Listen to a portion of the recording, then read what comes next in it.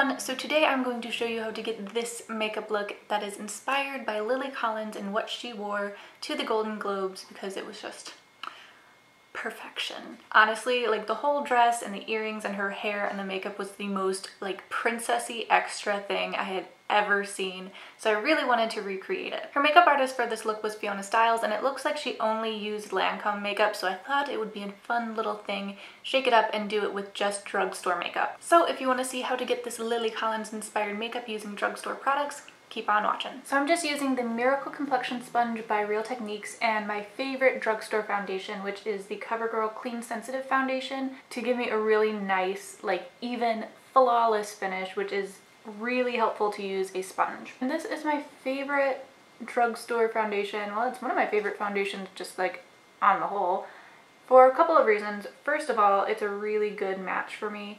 It's really nice and has kind of like a dewy, velvety finish to it without looking like too dewy.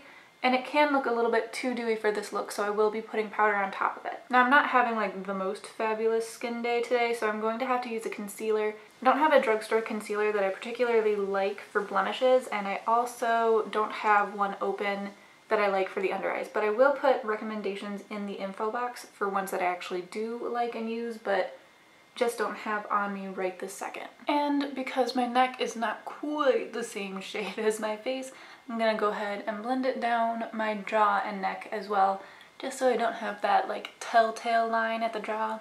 Don't want that. So foundation is mostly applied. Now I'm just kind of going over it again with the sponge to make sure that it's really nice and like meshed into my skin for a really flawless look. We're gonna quickly do concealer, and like I said, I don't have a drugstore option that I love right now, so I'm using the Makeup Forever Full Cover Concealer just to do my under eye circles, which are particularly bad today, and any little blemishes that need covering. And I'm still just using the Real Techniques sponge, but the pointy end, to tap in this concealer. Alright, so I think concealer is pretty well nicely blended now, and I'm going to set everything down with powder. And for this, I'm just using my old standbys, the Rimmel Stay Matte and the Real Techniques Multitask Brush. Just kind of dabbing her in there. And her skin is looking pretty matte, so I am going to go a little bit heavy with this so that I have a really nice matte finish. When I'm applying a powder after a somewhat dewy foundation, I like to kind of like tap it in instead of brushing it like that onto my face, which I find helps in preventing like smearing my makeup underneath.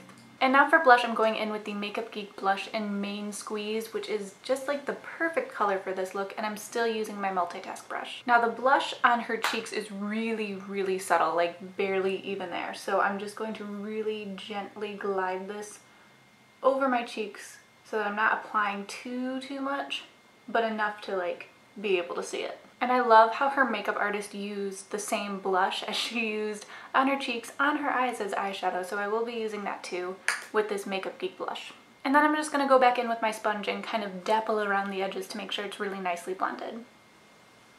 Alright, nice and close there. So like I said, I'm going to go in with the blush that I used. It is Main Squeeze by Makeup Geek, and I'm just going to apply it with the Real Techniques Essential Crease Brush. Now the color on her eyes was a little bit more concentrated than it was on her cheeks, so that you kind of get that like rosy tone all over her eyelids and underneath her lower lash line a little bit as well. And I'm really just applying this over the mobile lid, and then I'm going to use a slightly larger, fluffier brush to blend it out. And like I said, just under the lower lash line.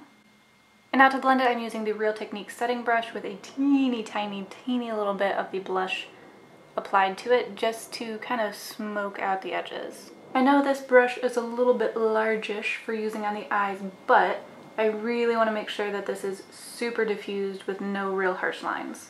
Then I'm just going to take this Makeup Geek pencil onto my inner waterline just to brighten it up a little bit. And then finishing touches on the eyes is just going to be filling in my brows a little bit and sketching out their kind of shape in the outer corners, and then putting on mascara. So I'm using the Maybelline Brow Precise for this, which is not necessarily my favorite brow product of all time, but it will work for today. Really, I'm just using this to like darken up my hairs in the front here, and then I'm going to use a little bit more pressure to get stronger color through the arch.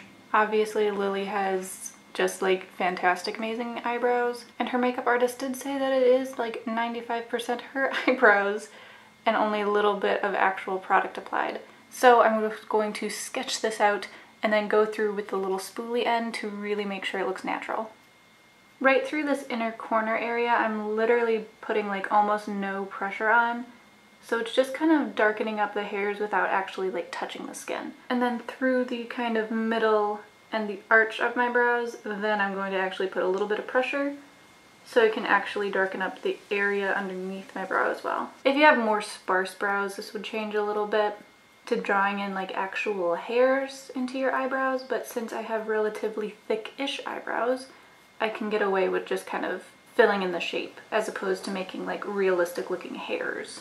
So I'm just going to give my eyelashes a quick curl and then head in with the Flower Outstretched Lengthening Mascara. I'm using this mascara in particular because you can see these kind of long bristles here give that really nice like long, extra long, lengthy look, which will help in like replicating Lily's naturally perfect eyelashes apparently. So I'm going to just like wiggle it in here at the root and pull through.